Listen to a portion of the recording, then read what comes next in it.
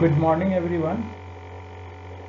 I am Dr. Raju Ranjan and today is the second class of this DBMS. So in second lecture we will know about characteristics of DBMS. What are the characteristics of DBMS?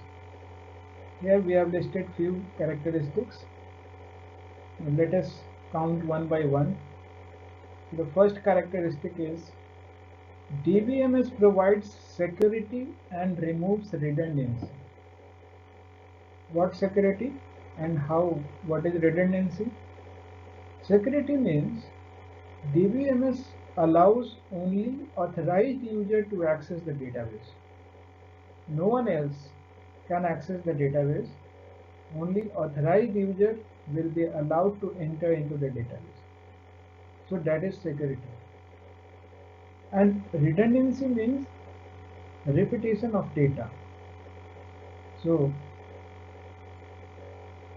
what is the problem with redundancy? If any data is stored at two places, then it may happen that if it, redundancy means if data is stored at two places or more than one places, then why it is problematic? Because if any data needs to be updated, for example, address of any person is to be updated. Then suppose it has to be updated at all the places where it is stored.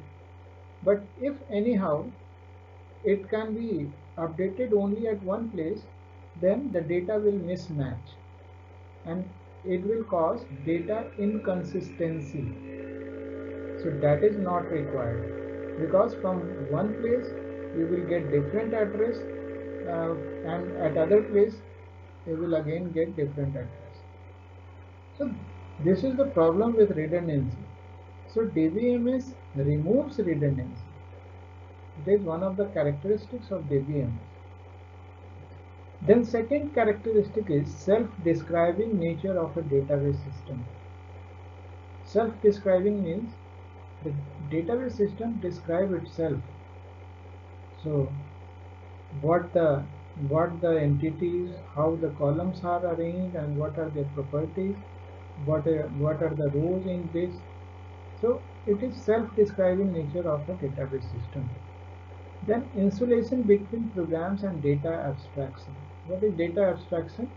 Data abstraction means the lower layer of database is hidden from the upper layer. Both are separate.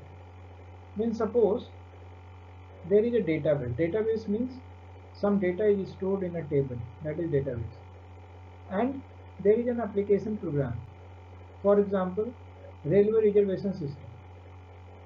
Then it accesses information from the database, that different train numbers, how many berths in all those train numbers, then uh, what are the different category of reservation, different classes, how many berths in which class, then what is the reservation of different type of people, suppose senior citizen reservation.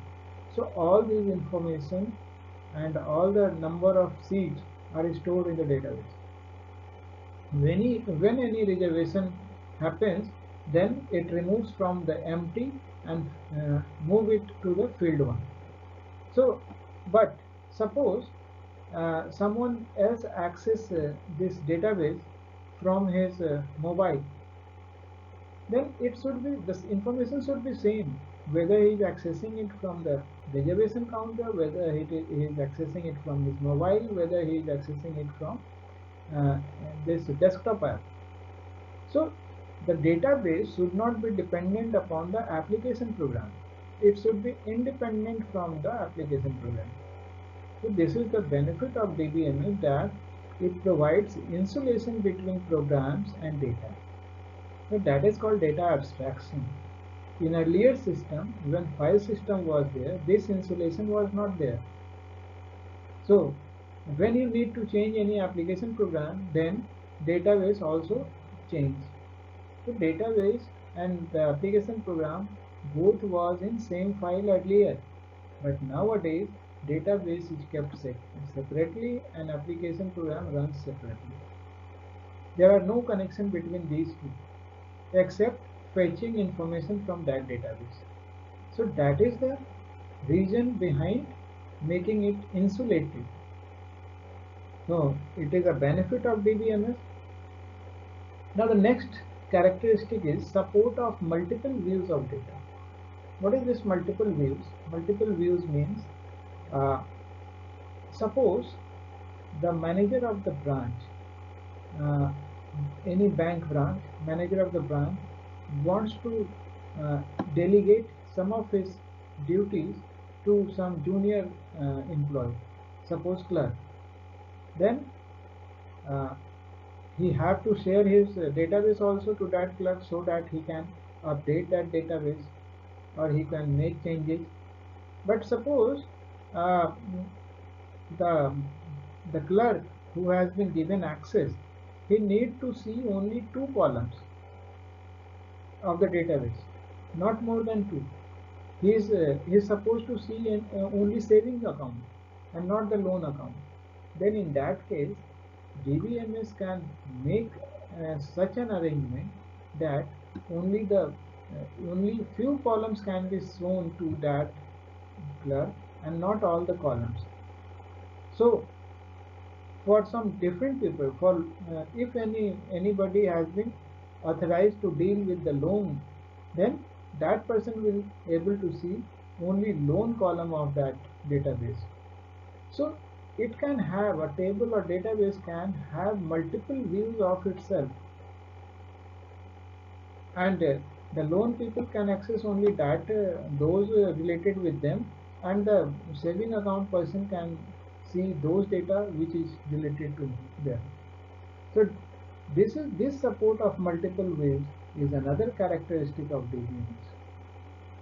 Then sharing of data and multi-user transaction processing. So same data can be shared with several people. For example, this university database, there may be different departments. For example, there is a registration department, there is a library department, there is an examination department. So if we store data of a student at different places, all the three places, then again there will be redundancy, and there may be mismatch also. So DBMS support the sharing of data to all the departments. So it is also a characteristic sharing of data. And multi-user transaction processing means multiple users can do transaction at the same time. Okay. Then DBMS allows entities and relations among them to form tables. What are entities? Entities are any object of interest. For example, in a class, an object of interest may be faculty, an object of interest for faculty, an object of interest may be student, an object of interest may be the subject. So these are the entities.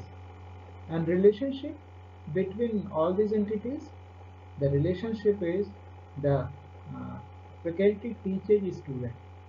So teachage is a relationship between faculty and student. Then uh, students are taught by faculty.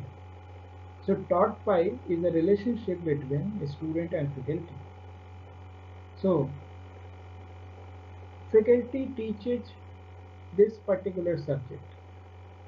So that is also teaches that subject is also a relationship between the subject and the teacher. So the system can be, or the concept can be made as the relations between entities, the the relations between different entities, and then on the basis of that the tables can be formed, tables or database can be formed. Then the next characteristic is it follows the ACID concept. What is ACID concept? ACID stands for this: atomicity, consistency, isolation, and durability. I already told you about data inconsistency because of redundancy. So it provides consistency. Then I already told about isolation of program and data. So that is isolation. Now the other two terms are durability. Durability means whatever is stored, it remains durable for long time. And atomicity means complete. Either a data can exist or not exist. If it exists, it will be complete. So that is atomicity. So these four properties, atomicity, consistency, isolation and durability, provided by the DBMS, and it is a required property. So DBMS supports multi-user environment. I already told you that multi-user transaction is supported by DBMS and allows user to access and manipulate data in parallel. So simultaneously, the clerk at the two different counter of a bank